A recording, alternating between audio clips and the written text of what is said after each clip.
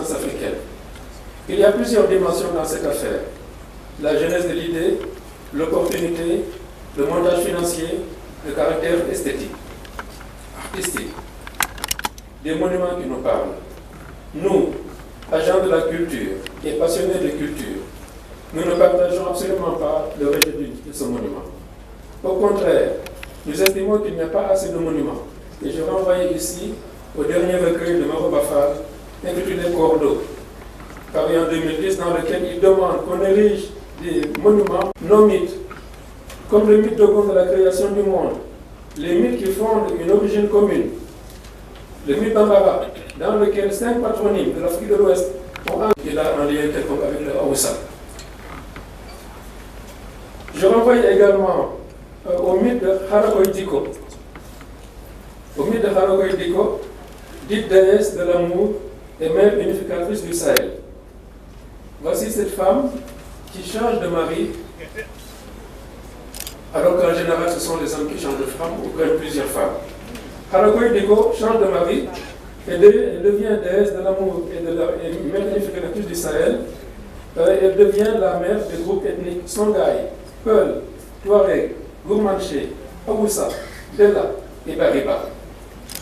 S'agissant de l'opportunité pour notre développement, dans la dignité et la fierté, et dans le respect. Quant à la genèse, laissons tout prétendant saisir l'Organisation mondiale de la propriété. L'Europe a parsemé ses espaces publics de monuments qui interpellent les gens. Leur histoire. Le prochain sera la deuxième édition de la journée du dialogue national.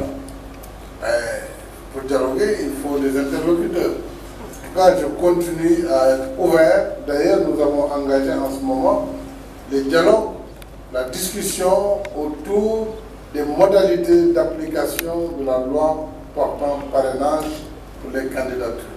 Et donc c'est encore le lieu de poser les préoccupations, de poser les questionnements pour que la loi qui va sortir de ces concertations de la semaine prochaine peut-être puisse tenir compte de toutes ces interrogations afin que l'application puisse se faire sans difficulté.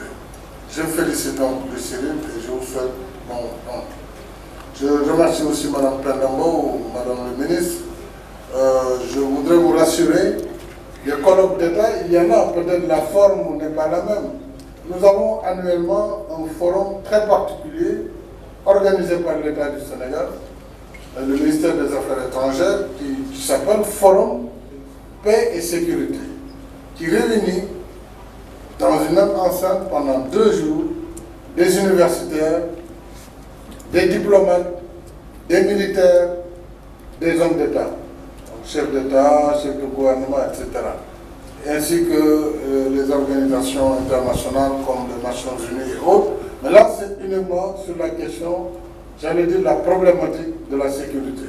Et la question du djihadisme, justement, a fait l'objet de discussions très approfondies à l'occasion de ces forums qui sont annuels, mais nous pourrions en effet essayer de tenir compte de votre demande.